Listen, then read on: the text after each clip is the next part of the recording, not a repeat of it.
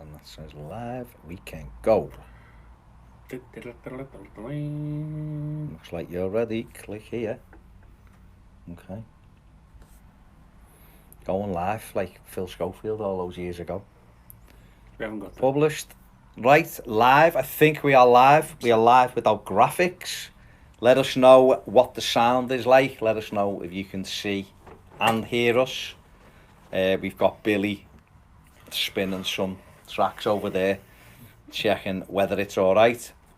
And I'm hoping Billy will give us some feedback and tell us he can hear us. Yeah. You can hear us? Yeah. Can you see us? Yeah. Championing. That's it. Off we go. Welcome to Toffee TV, live at 5ish. Ish. I think it's got like a better ring to it Yeah, it's almost. nice. No graphics today. Apologies, but Ped's away with his laptop and the graphics. Yeah, we can slate Ped now, like we slated you all the time. We yeah. can listen. I'm not going to slate anyone. That's I not. enjoy it. That's not my gig. No, my gig. That's not my gig. That's up to other people to do that. Me and Andy here, we've done a couple of videos today. Oh yeah, Ped's watching in Wales. It's right, Ped. See, I wasn't going to slag it. He gave me the free pass, and I just let it go, mate. I let it go. We've done a couple of videos today. We've done a video on Yerry Mina. That'll be out later. Make sure you check that. Yeah, Myself and Andy have also done a video on tactics. tactics show, yeah. Stats and how stuff's changed. I can just see Ped's writing amateurs. So even though I chose not to slag him, he still can't help but have a little dig. There you go. But, you know, I enjoy that dig. So. it's up to people. You know, what can you do? Right, let's have a look on Patreon. There's a few people checked in. Gary Ward, howdy Gaz. Brian, picture and sound okay. Gary Ward says everything is okay. Thanks for that. So, Mr. Piv, me and you haven't really sat together and spoke about the season. So, what have you made of the opening 4 games? Good start. You know, don't get me wrong, the performances haven't been like superb, but good start. 7 points from 12. Can't, you know, I suppose, you know, the Palace game was the one. If you see 1 goal would have made a difference, but we say they made 2 good saves from them as well, so could have lost that game, but we were the dominant side in the game. And then, you know, and then it's just Villa's the only real down point of the season so far. It was just off the boil, a bit stale as an attacking performance to give Marco the impetus to then go and change things at Lincoln and then implement them at Wolves. So it's worked out well. At the end of the day, we were never going to go through the season unbeaten. So as long as we work out our problems early, I think we'll be fine.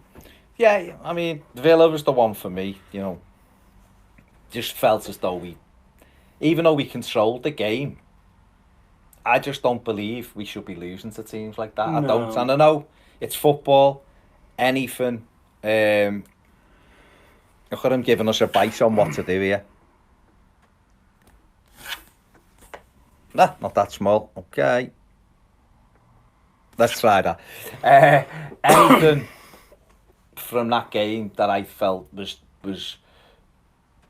the chances that we missed. You know, Theo Walcott shouldn't be skying a ball from 3 yards out. And I think Pep made the great points on the chances. You know, the Don one, which was clear off the line, which obviously is now the infamous behind the goal photo. But he just tried to get it on goal, didn't he? Whereas if Walcott does the same, it goes in because of where he was in the goal. You know, and he just steers it in. It's going in, I think. And then if Dom tries to sweep it in the corner, he probably misses, let's be honest. So he just got it on target. So a better striker would have scored the Don one. I just think he's trying not to miss, isn't he, really? That's the problem. Is that where we're at, though, now? We're making excuses for players? Yes, we are. Are we? No, because not really. To me, if you're centre-forward for Everton and you're on a penalty spot with at least half the goal to aim at and you just try to get it on target, that's... I'm not saying that that was his intention all the way through the game. Yeah. I think just that split second, he's not a natural finisher, let's be honest. He was just trying to steer towards goal. Yeah. If he'd scarred it over the bar, would he have got more stick? Yes, he would have. So the pressure must be on Dom, because he's obviously seeing Moise Keane training every day. I can imagine he's slotting a few goals as well. I'm sure Dom is as well, but the competition's there, and he needs a goal to get the pressure off his back in a sense. And obviously, he hasn't really had, apart from that one, many great chances this season. That was his one. That was one good chance, I think it was, isn't it? Not really had any clear-cut chance. I don't think we create well for Dom. I think a lot of the time we expect him to get on the end of just endless crosses that we put in.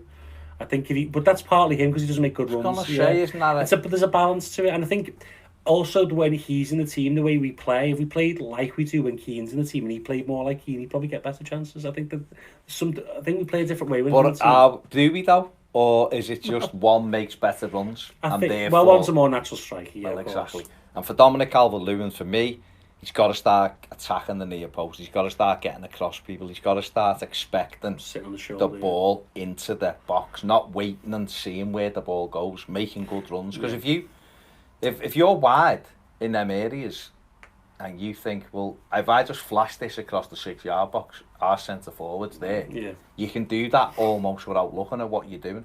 If every time you have to stop and look up to see where he is, it's not going to help people like Seamus Coleman. No, but there'll be the argument then that the striker doesn't know where to run because he doesn't know what delivery's coming in. Exactly. There's also a problem. I think it goes out wide. I think just has to make a run. Sometimes it doesn't come in first time. He's having to adjust. I don't know.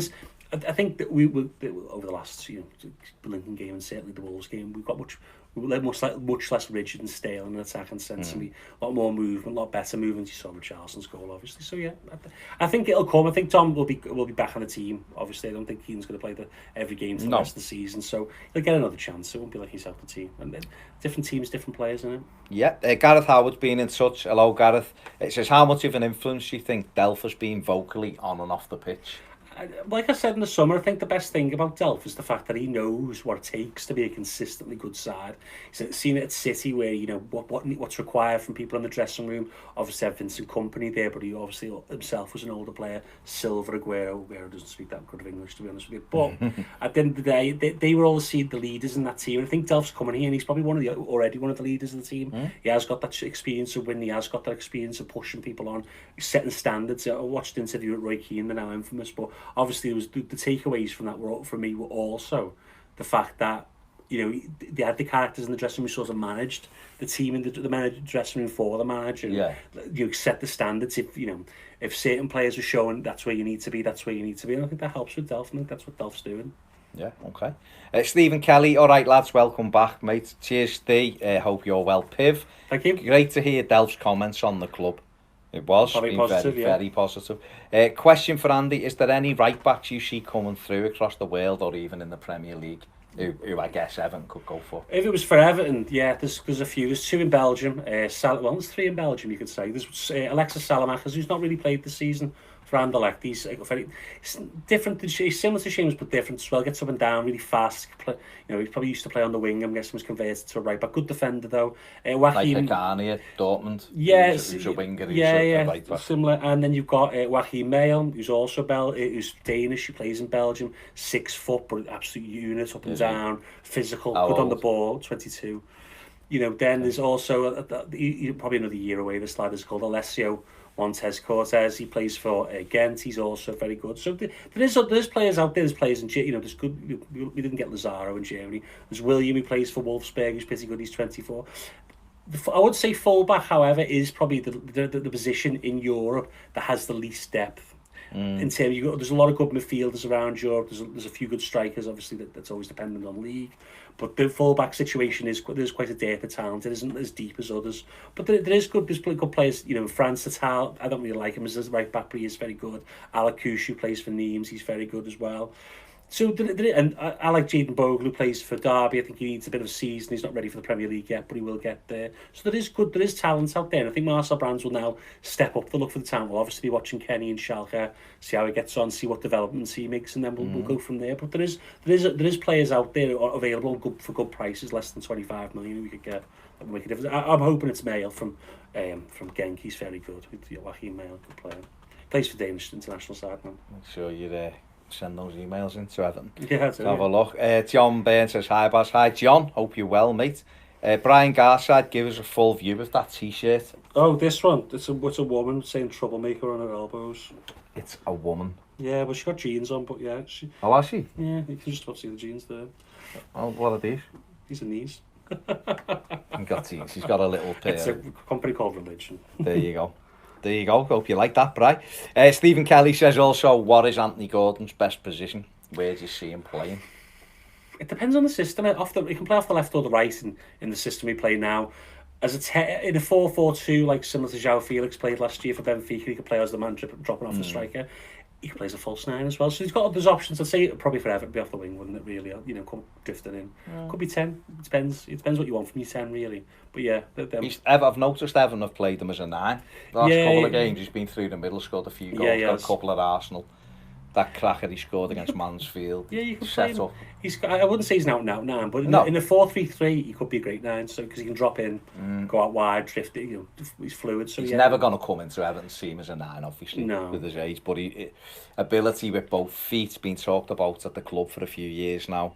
He's probably even Gibson and I think Lewis Dobbin's highly rated as well. Dobbin's one, yeah. There's another lad who's 15 who's playing with the under-18s. I can't remember his name. There's 3 or 4 of them who are looking good. So it's just all about that pathway, isn't it? Really, because Gordon's good now. He's if he excels at under-23s. The point is he ready for the first team? If he's not, you send him out to a good loan, round off the edges of his game, and then he comes back and he's ready to play. And that's what we need. We don't need him right now. To be honest, people would love him to be in the team, but it's not a necessity that he comes in. It's a development thing with him now, and it's making sure that he develops like he should. Training with the likes of Richarlison and Bernard and Iwobi and Moise Kean will help him no end as we move forward. So. He's training with the first team all week. I think Gibson as well is training with the first team all week. So it's been good for him. It's good. Stephen Kelly, been watching a lot of MLS this season. Very entertaining. It is. Do you think Joseph Martinez could do well in the Premier League? And another player who's impressed me is Luciano Acosta, who plays for DC. Thoughts on him? Well, I watched Martinez against Orlando a couple of weeks ago in the flesh, and Atlanta won 1-0. I don't know how they got Orlando battered them. But the difference was obviously Martinez. You know what, Steve? I've watched a lot of him, but he would absolutely have Evertonians if he come to us tearing the hair out because he doesn't do a thing in the game. Yeah. He doesn't make good runs. I just watched him to see what he was like.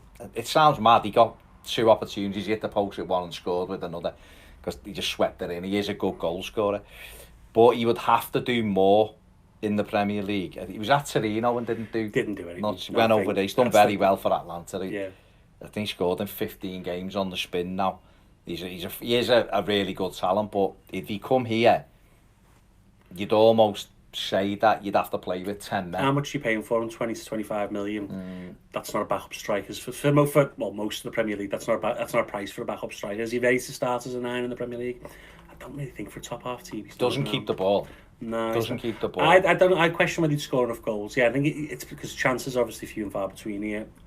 In terms of obviously something mentioned Luciano Acosta as well. He's not been the same since he went to since his move to PSG broke down. He's quite small as well. He's 5'5", 5'4", yeah. 5'4". So the issue becomes here. Clever player though. He's fantastic. Yeah, English teams wouldn't take him because he's probably too small. But I think he's very good. I think he'd be good for for German side, for French side, for Italian side. I think he's a very good player. I like Barco though from Atlanta. Barco's good. He's very good. But I just think. For Martinez, because I'd looked at him and was just thinking, could anyone take him? Could we have him in our team? He'd have to improve his pressing. He'd have to get involved in the game. But I tell you what, if you give him a chance, I'm not so sure. But the Premier League's tough. It's tough, yeah. For strikers, it depends how he adapts to the league and how much he can up his levels. He's 25 now. Yeah. Interesting one though, Steve. He's obviously scored a lot of goals. I mean, if I was Newcastle, I think I'd have took him with Almiron, to be honest. Yeah. To help the other one out. Keith Van Santi, what a name. Yeah, it's great. It's a classic name. Very dicey match between Brazil and Colombia. Do you think that could cause a division between Mina and Richarlison? No, I think when you're on the pitch, it's different now. It's not like in the glory days of the Premier League with like Keane and Vieira going out. Everyone seems to be mates off the pitch. I don't think there's any real rivalries anymore. They all seem to be like band of brothers really. So I don't think it causes it. I think it's good. I think it's better for fans that there's some tension on the pitch, but off the pitch, I don't think there is. It's not. I watched the game and there was a few moments, but there always will be a few moments in them games, won't there? But I don't think it ever caused any issue with those two. I don't think the manager would allow it to. Really, the mates anyway. And the mates, it's what happens on the pitch happens on the pitch, doesn't it? Gary Ward says, Andy, any defensive midfield players around Europe we could go after? Are we thinking like there's lots. That's quite an open question, I guess. There is good defensive midfielders around Europe. It just depends what he wants. We've already got Kabaman, who offers certain things? Would we want someone who sits in sort of like a quarterback type of passer? I've mentioned Calvin Phillips at Leeds before. He's just signed a 5-year deal today. Someone a similar type. It just depends what they want, really. As a Schneiderlin replacement, you probably want someone who's good defensively, but can also is a bit more progressive on the ball than Schneiderlin. A bit more mobility. Yeah, there's Sangare still out there. There's I'm still hoping one day that he plays. There's other players in France. I'm trying to think who else is in France now off the top of my head. I've been looking at this level for a while. I'm trying to say I haven't started looking for Everton this year. Usually I would do, but I've obviously got other things to look at the moment. So, but there is a lot of good players out there. Midfield is quite a... Sosa, I guess, is still out there as he could come as a backup. What about Sousa? I don't like him on the ball. He's better this year, by the way. He has started off really well. It's just that with Sousa, I worry about him on the ball in the Premier League. Is he good enough on the ball? We'll see if he can develop that side of his game. He's a very smart, intelligent player, so we'll see. He is a good player. Sangare would be who I'd go for. Then again, you could have Sangare and he can play 6. 25.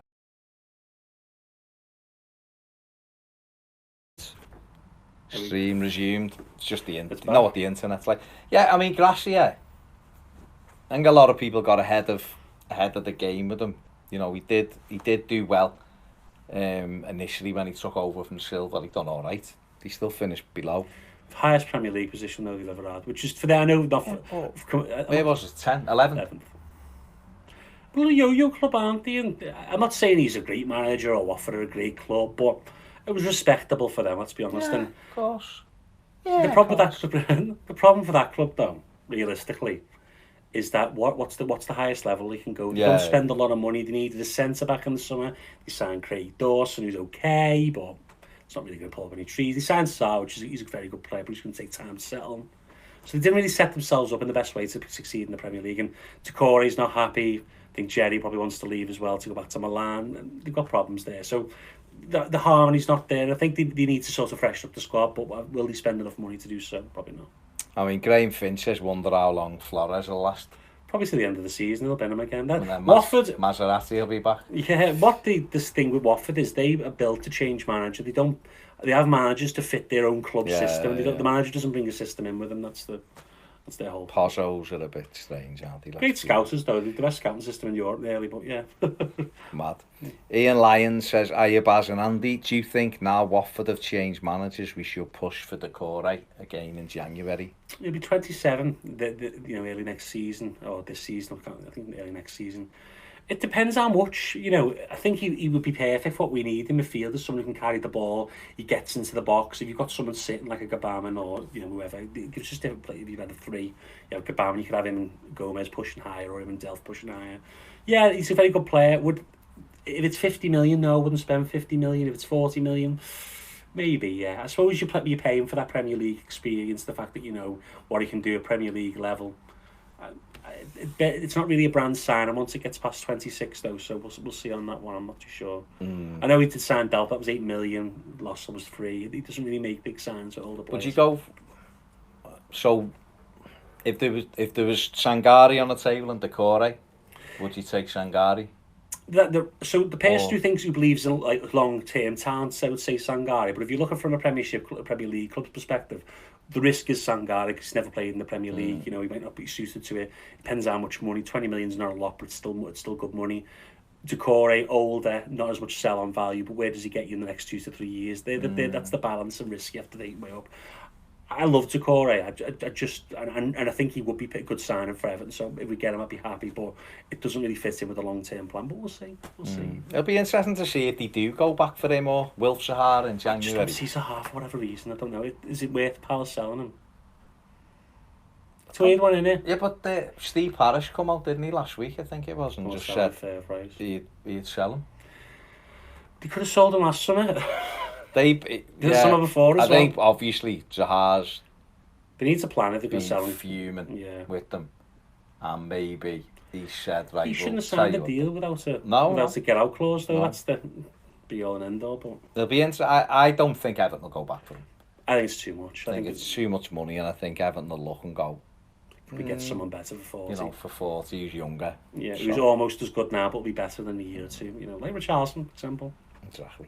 Brian Garside on Patreon says, could Gomez be in danger of losing his starting place when Gbamin is fit? Potentially. Delph and Siggy playing well, Davis biting at the bit in the shadows. They could all lose the place. I don't think anyone's place, apart from Luca Deans, is assured, really. I think Baines understands that he's now, and sorry, Pickford's as well, and I think the two centre-backs are pretty secure. But apart from that, the rest of the team, anyone could change. If Keane doesn't score and has a bad game in terms of not, in terms of working with teamwork, he could be out the side for Dom again. It just all depends, Richarlison stopped scoring, and it wasn't really creating danger in the box. He come out the team. So I think we're built to be able to swap people in and out. So I don't think Gomez only costs 20 million. So in reality, he's not someone you have to play because of the price tag we paid for him. So if he's out the team, then he probably be deserved to be out the team rather than, I think we'll have him and Delph for the next 6 weeks, 7 weeks until Gbamin's only longer, won't it? Gbamin, potentially. December nearly, yeah. So potentially. Well.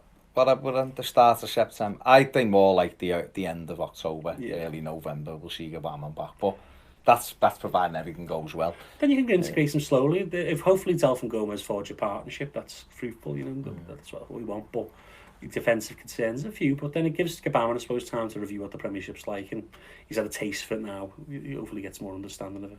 I mean, I think that the big thing and the good thing for Everton should be that nobody should be guaranteed a place. And everybody has to play well to maintain their place. And if you're not playing well, you won't be in the team. And I think, in all honesty, that's how football clubs should be. Should be. That's how teams should be. Sterling gets off for saying Aguero gets off for games. And I know they've got world-class players coming off the bench, but that's just the way it has to be. But it's levels, isn't it? Yeah. So we've got good levels coming off the bench. So, I love Bernard, but he was out the last game and Iwobi was in. And Iwobi's done great. So, Bernard hasn't been in the Everton starting lineup since Villa now. Yeah. And it clearly wasn't his fault that game. So, things will change. I don't think it's. I think it's good that no one's guaranteed, like I said before, because why should you? If you're at a club that is trying to get into the top four, I'm not even going to talk about the top six. Top six is whatever. Yeah. But trying to get into the top four, no one should be guaranteed unless they are world-class footballers. Correct. Yeah. If they're a match winner, world-class football, and you haven't got anything close to it, and he's that important, then like Pickford's a really important. It's hard to have a better goalie than Pickford. Really, it's only 3 or 4, 5, 6, but maybe better. No, 5 I'd say at most. Are better than him in the league. I can't. Maybe 4, 3. I'd say the two Brazilian keepers, and then De Gea is up and down. Loris is up and down. So Loris side, I think I'd rather have Pickford than Loris. I would. It's both pretty good. This season Pickford's much better, so I think Pickford will prove himself to be a top 5 goalie this year. Last season's too many mistakes, but he's getting there. He's younger than all of them. Talking about mistakes last season, look at Loris. He's another one, yeah. Oh my God. He saves them goals. He saves them goals though. Really, he's a funny one. I'm never going to forgive him for Anfield. No, true. Nonsense. Own goal in injury time, absolute nonsense.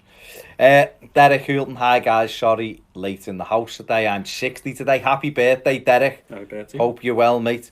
I've had a great day. Have I missed much? No, not really, mate. We were went live about 5:30. So 20-25 minutes ago, just been talking about certain players, the influence of Fabian Delph, and the prospect of no player being guaranteed their place. I think that's roughly what it's been. A couple of questions about Watford. Some people testing Andy's knowledge on right backs.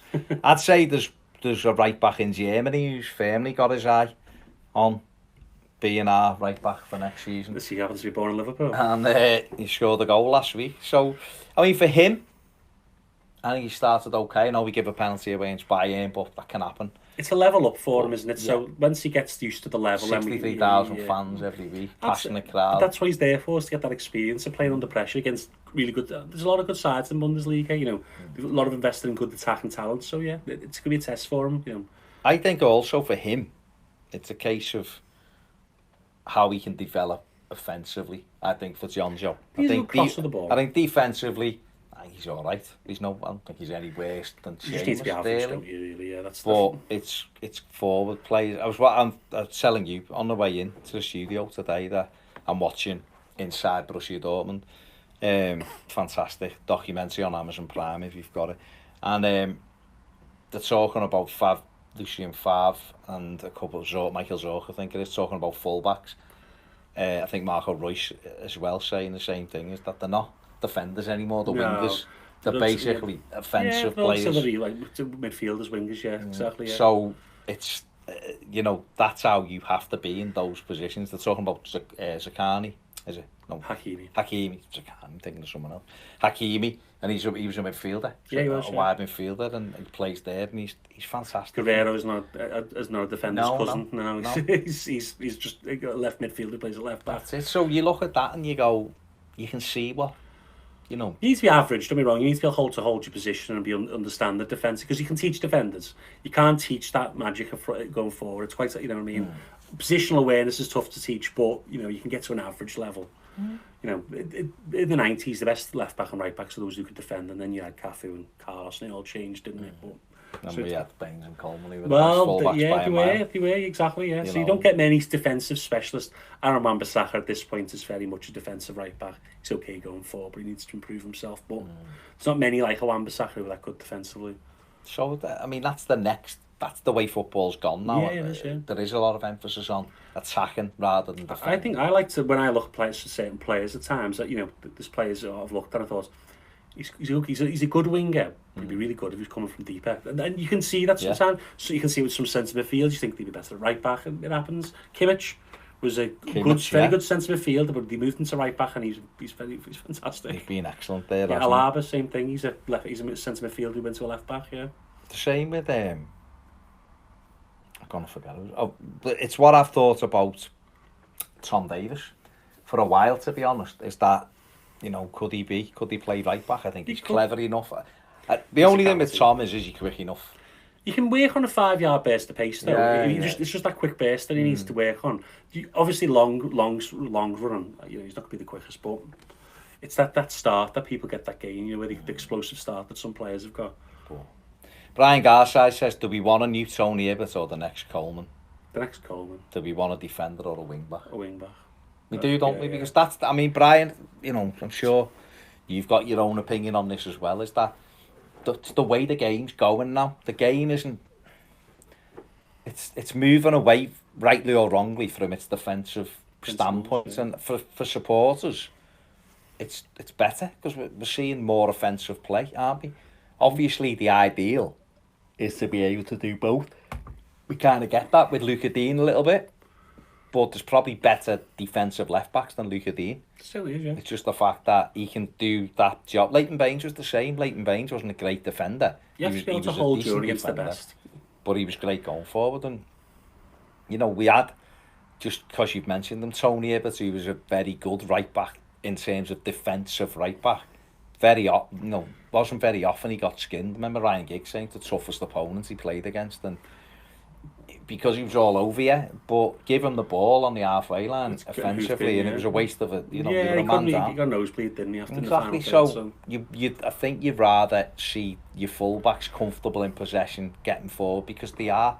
Just the way the game's gone, they're a key element now of football. They stretch teams out. Sometimes I've been not critical, but analytical about James Coleman, in the sense that he isn't the greatest in possession. He doesn't really work triangles well. He's great on the ball when he's running, because that's a skill, but his final ball is great. And them sorts of things can help. Pep went out the second year at City in the ball, Kyle Walker and Benjamin Mendy. Now, Mendy hasn't been able to be fit, but when he is fit, he's very good. And Danilo as well. And Danilo, I don't know why they had him, but yeah. I think Cancelo now is not really a great defender, but excellent going forward, and that's what people want. Since Pep, Zinchenko was a midfield player. Yeah, that's what you do. Yeah, Delph. Yeah, so that you want that ability to be on the ball ability in final third, especially when you're Man City, you're trying to break down teams. Is Kyle Walker a great defender? No, he's okay at times, but he's a disaster in big games. He's a recovery defender. Kyle Walker, he gives the ball away or gets caught out of position. Look at even the best right backs in the world now. Not many of them are really top defenders. No, so that means it's okay. But there's not many though. Even the two across the park. One of them, Trent Alexander-Arnold, can't defend to save his life. Robertson's all right. He's an engine, yeah. But he's an engine. He's a runner up and down, isn't he? So that's where we are. Wayne Ellis, evening lads. I can't listen now, but I'll catch up in work later. But just a mention for the women's team and a massive season for them.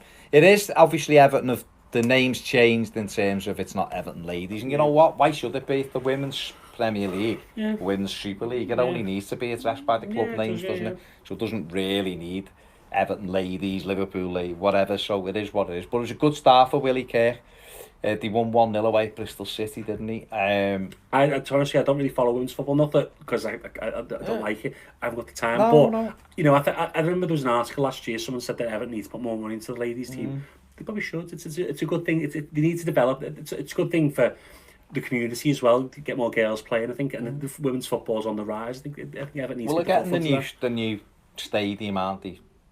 In Walton Hall Park. Yeah. You know, the ground there. They're moving to there. You know, they've brought a couple of Dutch players who were at the World Cup in the summer. Obviously, Willie Kerr, you know, coming from United at the turn of the year, and has done okay and has improved things. And you know, for Everton, we want to see them do well. You know, and it is growing. The women's game is growing. So a great start. Get away from home, get the 3 points, build from there.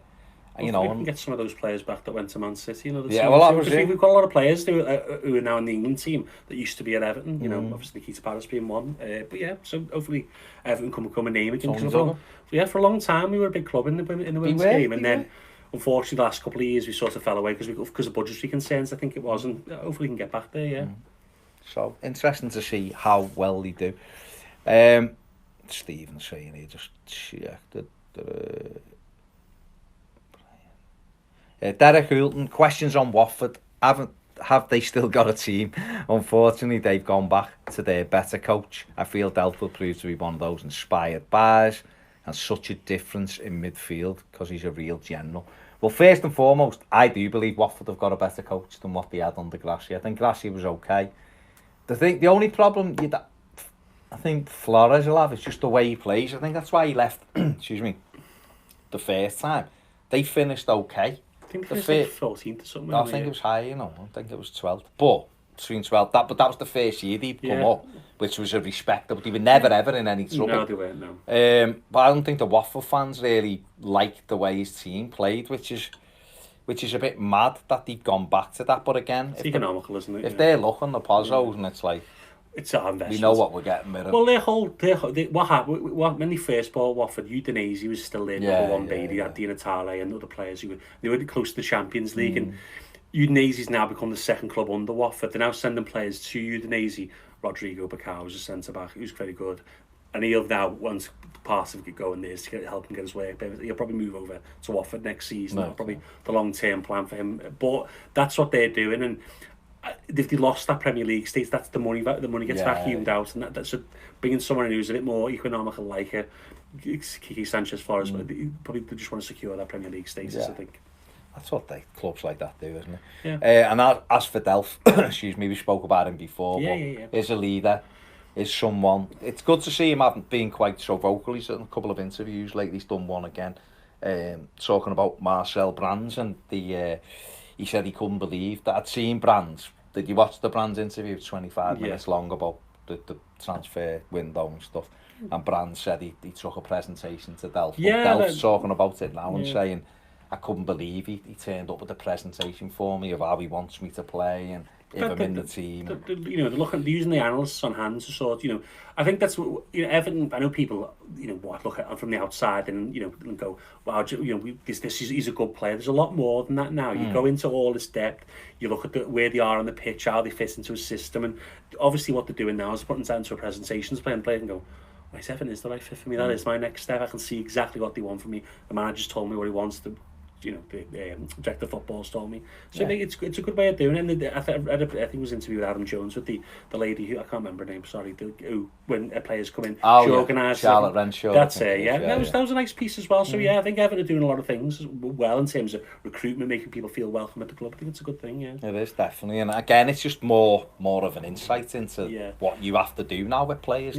But you reap the benefits from it because they settle in. I mean, Alex Iwobi. He's going on about how easy it's been to settle in. Everyone's great, and it's this and that. He's been at Arsenal since he was, very young, and he's just walked. He's come to a new club, and he's stepped in straight away and been a very good player. So he's happy. It's all good. Yeah. Stephen Kelly, what have you made of the Tom Davis talk? I know Piv is worried about his developments. You think behind the scenes they are recoaching him after his last two managers?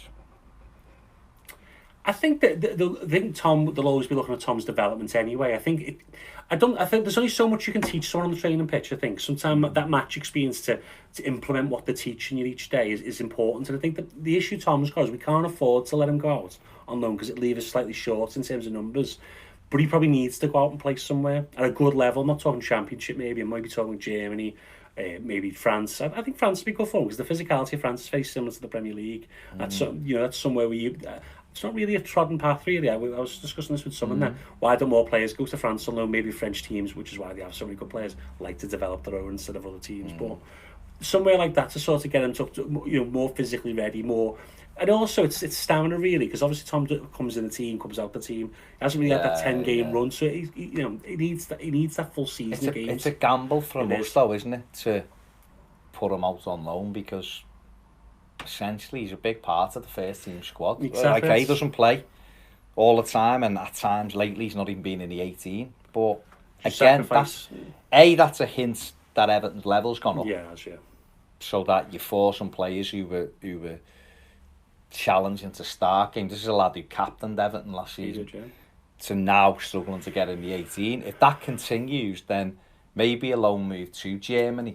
And this is obviously where the likes of Marcel Brands, Greta Steinsen come in.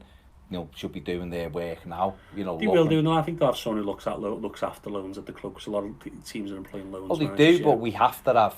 It's got to be the right. It has to be the perfect. It's got to be a place where you can see him playing. So you look at the players they've already got, the manager, the system. If it's mirrors ours, you don't want them going to somewhere like a Sam Allardyce type manager. Remember Ross Barkley went to Neil Warnock. Really didn't serve many benefits.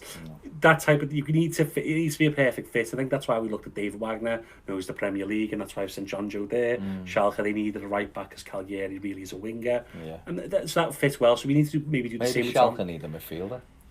They've got some good midfielders. No, I'm saying maybe they do in Christmas. If Winston McKennie goes elsewhere, then they will do. I think it is a really tough one. I think with Tom, I honestly don't think anybody knows what the best path for him is at the moment. I'm hoping Marco Silva and Marcel. If we've got another midfielder next summer, then we definitely send them out on loan. Because if Schneiderlin goes, you replace Schneiderlin with someone else, then I think he'll go out on loan then. But then if it gets to next summer and he's still going on loan, well, a year after he's 24. Yeah. No, he's not. He's just turned 21, isn't he? So he'll be 23. That's the make or break time. I still think, for me personally, I think if Everton try to bring someone in January in that area, which I think they will do, then maybe that's the time to put him on loan then for 4 or 5 months. Yeah, could be the right situation. But look at Seamus, remember that? Yeah, exactly. And then have a look at him and go. But he'd have to be. I don't think he'd gain anything from going to the Championship. He's played 80 odd games in the Premier League. Yeah. But if you could get him into Germany somewhere, or a move like that, and he plays, like you just said, builds up his match stamina, not just being fit. The lad will be fit as anything, training every single day. But if he went then and built up match awareness, match stamina again, got into the groove of going, I've got a chance of playing at the end of the week. Whereas at the moment, I'm not sure he believes he can play at the end of the week at the minute. And as well, Germany's like such an analytical league as well. A lot of they do a lot of work on training grounds with watching videos of training. It'd help him if he made mistakes. They teach him where he's going wrong. Similar to here, but it's very advanced in Germany, and so I think that'd be a good place to send them. But again, it's about Everton balancing the need to have numbers in the squad, and he's too important at the moment to send that in that sense. Yeah, definitely. And listen, this could be a very different conversation in December because he could be in the team, or knocking on the door, or he could be right back or whatever. We don't know, but it's up to him, isn't it? The one thing is that the manager won't be standing still on it, and neither will Tom. And neither should he be. I know some people are worried that we're not developing our young players. We're not even giving them a chance. Lewis Gibson wasn't given a number when we did the squad numbers and whatever. But it's balancing the need for the first team and then being able to bring those players through. City have found it hard. He doesn't need a squad number. No, he doesn't. Gibson, he's not. No, I agree, but he's not going to be playing. It's very hard to bring when you want to be at a high level. And you want to look at Liverpool. How many players they brought through previous to Trent Alexander consistently? Very few. So it's very difficult. You have to be of a certain level to be able to come into that squad. That's what we hope for Anthony Gordon, Ryan Astley, other people like that. We hope that they can get Lewis Gibson. They can get to a certain level so they can play consistently at a high level. It's very hard though, so we'll see. There's 3 or 4 there that I think are doing quite well. I think obviously. It's a big season for Ellis Sims. He's not really playing though, is he? No, and that's so it shows you the difference in the under 18s to under 23. Yeah, he's got to try to force himself into that team and develop there. You've just mentioned Ashley there. He's one who I think they've got hopes for, but he's got to step up his level. Right, and then you've got the likes of Dobbin, who's underneath them. Yeah. But who all the eyes are on, and then you mentioned before there's a couple of lads playing, at the age of 15, who people are looking and going, looks like a hell of a player. And then you're talking about, will Everton go back in for Renier Jesus in January? I don't think. He's got the goal the weekend. Yeah, honestly. So, listen, it's the price is only going to rise with him. To me, that's a very, very complicated transfer. If Everton get that over the line, they'll have done incredibly well. I'm not convinced they will at the moment. It's difficult, Well, I think if we've hesitated, like people in Brazil are saying... It's Kia, though, isn't it? It's Kia's player, yeah. But then again, Kia's Moshiri's big mate. What he wants, though, is he wants him to go somewhere, show how good he is, 100 million. That's what he wants, That's what he wants, but yeah. The new Kaká. So, He's just signed up another midfielder in Brazil there, because everyone was looking at him, and now Kia's got older and was percentage in him. Well, listen, that's how it works. That's how it works over there. Because this lad's got a Spanish passport, so we thought, that's clever. Yeah, it's easy to get him in. Yeah, that's what he is. And obviously Everton, it'll be interesting to see whether Everton go back in for the Argentinian kid. It will be. He's still not... Ponzio's not retired, so we can't get in the team. No. Ponzio's like a linchpin in the semis of the Copa, the Copa Libertadores again. Manager, by the way, is one to look out for, Marcelo Gallardo. But yeah, Gallardo. Yeah, but it's very hard, and for work permit purposes, it's hard to get players games and teams. Flamengo, who Renier's at. Yeah. Loads like big name European players. But they've developed so many young players who are brilliant over the last few years, and you look and go, maybe we need a couple of it. Yeah. We need to create some kind of feeder club with them, or whatever. Maybe Tom needs to go there. Yeah, Tom go out and have a 4 or 5 month long. No tactics in Brazilian football. No, but listen, someone like Renier, Jesus looks like a he's going to be a superstar. You can see looks like Kaká, doesn't he? And all of that. So it'll be interesting to see where we go with that. Any more before we shut this down? Gonna do another couple of minutes, and then I know there's not really much to talk about, people, but obviously we'll build up, get these international games out the way. There's another games tonight and tomorrow, isn't it? Just do away with internationals. I hate the crap. I'd love just put the best teams in the World Cup. Have it that way. Put the best teams in the Euros. Everyone will be happy. I don't want it. I don't want players getting injured on international. Do a big massive draw. Yeah, exactly. Around the world. Have cup tie, like a 2-legged cup tie to get there. Surinam's and all have to play like cups, cup games like for 3 years before. They don't have leagues then. I don't know if they do, but just keep it to it. Just get. But England at this point, look at the Champions League teams. They don't have to qualify. I think you need to consolidate the likes of England games. I think give them 2 weeks and make them play 4 games in the 2 weeks to take a window out. There's just too many windows now of international nonsense, which is what. Don't get me wrong. I know the staff, the recruitment staff, definitely this is their holiday time during this first international break. I don't care. They got these. Well, that's fine. Well, they can do that, but yeah. They can have they deserve a holiday, of course they do. But for everybody else... Yeah, for excitement levels, yeah, of course, yeah. We all want to be playing, don't we? No one wants to... Well, as I say, I hate the internet. I don't watch friendlies or qualifiers. I just like the finals, the tournaments. As someone who's in recruitment, you don't gain anything from it. International football is so different than league football. So if anyone got injured, though, it's horrible, isn't it? Don't say it. Just don't say it. I just want them done. And then we can start building up to Bournemouth then at the weekend, and then it starts again, and we take it from there. But who knows? Right, we're gonna wrap it up there. There's been no more questions. That's fine. This has been Monday's Live at 5 for you beautiful patrons. Get those likes up. Yeah, the likes. 4 likes. I'm embarrassed. I'm not even gonna say it. You haven't let me down. You've let yourselves down, and that's worse, really, than anything, isn't it? Imagine coming on and not putting the like on immediately when you're there. It's just like... There you go, there's one. Oh, well, listen, they know that, that's the way it is. Maybe they just like to tease you with the likes. Mate, listen, it's up to them. If they don't want to like it, that's up to them. But like I said, they're letting themselves down. I know just don't ask film questions when Ped's not here.